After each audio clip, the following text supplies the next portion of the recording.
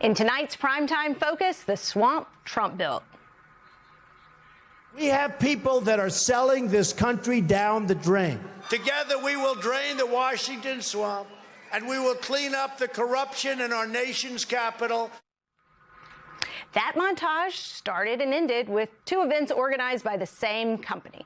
Both Trump's 2015 kickoff event and the rally on January 6th were organized by Event Strategies Incorporated.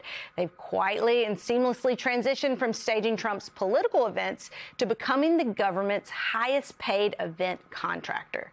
You've probably seen the events they've planned, like when Trump cosplayed as a McDonald's drive-thru worker, or the kickoff for Trump accounts attended by MAGA's favorite rapper, Nicki Minaj. Even Trump properties are involved. Later this year, he's hosting a massive international economic event at his own golf resort, which is less like draining the swamp and more like building a water feature for it. But that alone wouldn't necessarily make this an example of a swamp.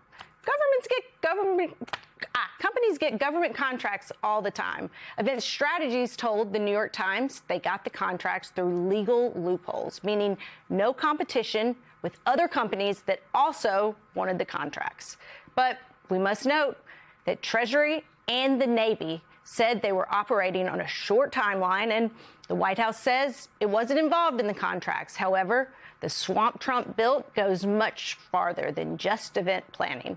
Take Jared Kushner, the businessman whose light, unofficial portfolio includes easy assignments such as ending the horror in Gaza, the Ukraine war, and waging the Iran war, and now raising billions of dollars for his investment firm from the same governments he's currently negotiating with on behalf of our government. And look, maybe it's all above ground and it's all fine. Maybe it's totally normal for the president's son-in-law to negotiate peace in the Middle East while also asking Middle East players critical to achieving said peace for $5 billion. Or maybe, just maybe, when Donald Trump promised to drain the swamp, he didn't really mean it. And joining us to break it down is Rob Copeland, a finance reporter for the New York Times. He's one of the bylines on the investigative piece about Jared Kushner's fundraising effort.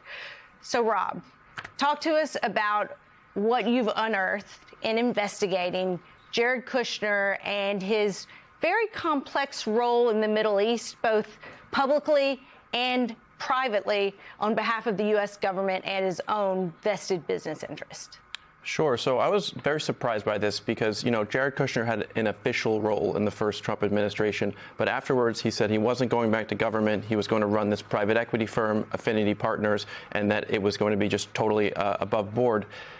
So I was surprised to hear from people in the last few months that he's been out there raising more money for his private equity firm at the same time as he has this sort of pseudo-government job as the so-called peace envoy for the Trump administration. So if he were an official government employee, would he be restricted from doing this kind of business abroad? Would there be different disclosure requirements? Like, to what extent does his unofficial status enable him to do things, to engage in business that might not otherwise be allowed? So this is sort of the $5 billion question right now, right? It's, if you say he has an unofficial job and he's a volunteer, it's true he is unpaid, he doesn't necessarily have to disclose the things that even, say, Secretary Lutnick has to do. The problem is he has a job that President Trump calls envoy, and he is literally negotiating for the American people. Even Jared Kushner would say that. So it's really a question that's being debated now is, should he have to disclose this? Should he be permitted to do it? Well, it's not just about disclosure, right? I mean, would he be allowed to even be simultaneously conducting business? Like, can Howard Lutnick be engaging in these kinds of deals as as Commerce Secretary? Well, who's stopping him? Exactly. The people who would be in charge of enforcing this would be the executive branch right now, and they haven't shown that that's something they are interested in. Well, the other piece of the who's stopping them question seems to just be sort of public reaction and public revulsion. I mean, you would think after years of the swamp, as Elise just spelled out, being so much of the political narrative that the president came into office on, that the public would care about these things, be watching them very closely. Disgusted then when it turned out the swamp wasn't really actually being drained. It just seems like there are some new players getting to take advantage of it.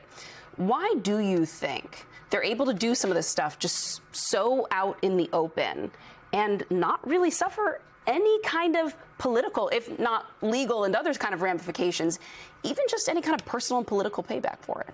Well, I think what's super interesting is that even 2 years ago, Jared did interviews about this firm, and he said, "I will not raise money during my father-in-law's second term." So even over the past 2 years, it's changed so much. And when I was speaking to people for this story, they really have mixed feelings, because there are a lot of people who agree with what Jared is doing in the Middle East, who think he's doing a good job. People can think he's doing a bad job. It's a free country.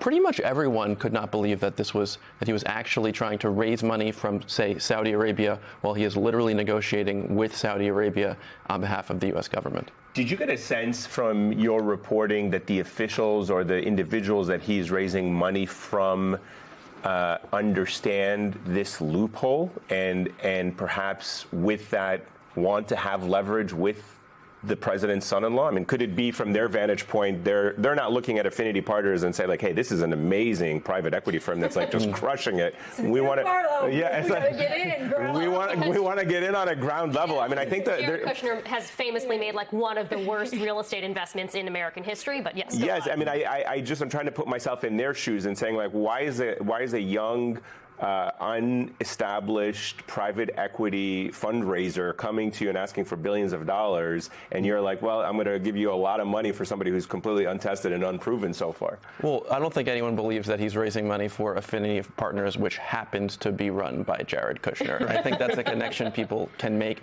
And in the case of, say, Saudi Arabia, that's a sovereign wealth fund that's controlled by the Crown Prince. Right. I mean, I'm not doing anything unfair by pointing that out.